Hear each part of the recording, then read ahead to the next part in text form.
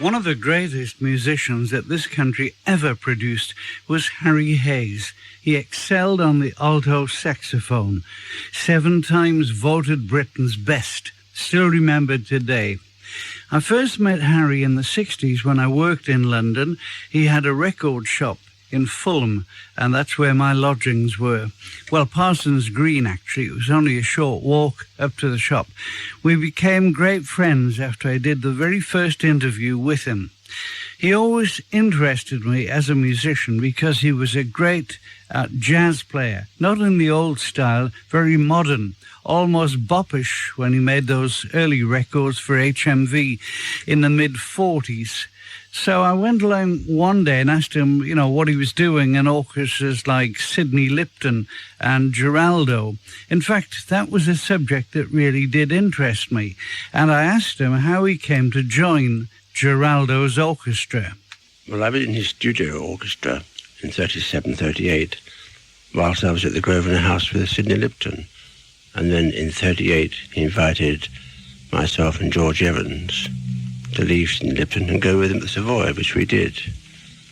What was the lineup of his orchestra in those days, Harry? Well, on the sessions, we had the usual 5 brass and about 12 string section.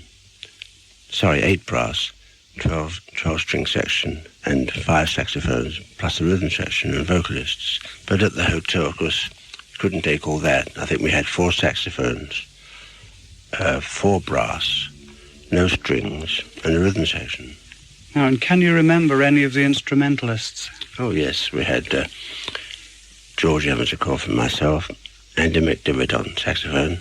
Then later, Ted Heath came from Sydney Lipton again, and Max Goldberg from Sydney Lipton. Sid Bright was on piano, and Maurice Berman and Ivan Lorenz came from the Roy Fox Band. What was the era in which Geraldo really came on the scene? Was it 20s, 30s or 40s? Well, he was famous in the early 30s and mid-30s as a tango orchestra, if you remember.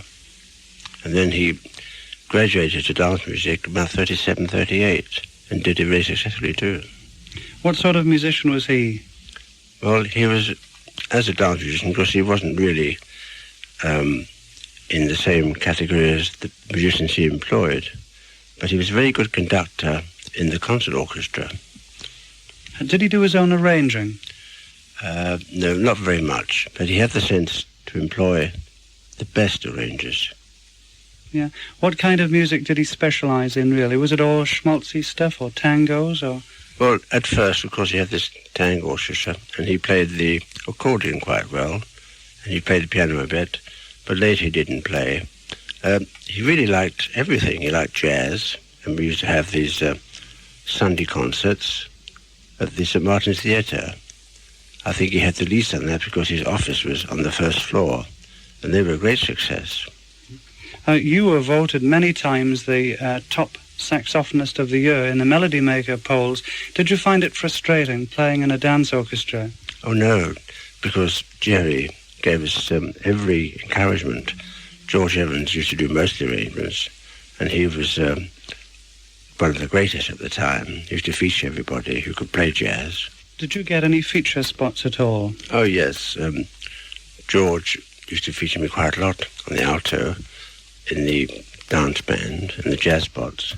And I also used to get featured a bit in the concert orchestra. In fact, Eric Coates conducted the concert orchestra one night with his Saxo Rhapsody composition.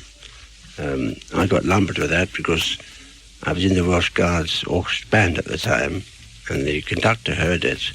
And from then on, we used to play this thing with the military band wherever we went.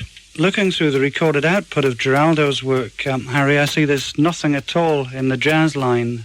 What was the late 30s like from a jazzman's point of view? Well, with Geraldo, of course, there was the big band arrangements, which were quite jazz-minded in some respects, although, of course, he had a lot of corny stuff with the vocalists. But the whole jazz scene was marvellous in the late 30s. There was all the nightclubs going full strength, and the musicians used to get carte blanche to go in and play. They always have their favourite ones. There was the Nest Club, and Palm Beach, even though 43 was still going, and Jigs Club. Can you remember any of the famous vocalists that Geraldo employed? Oh, well, I suppose the most famous one was Dorothy Carless.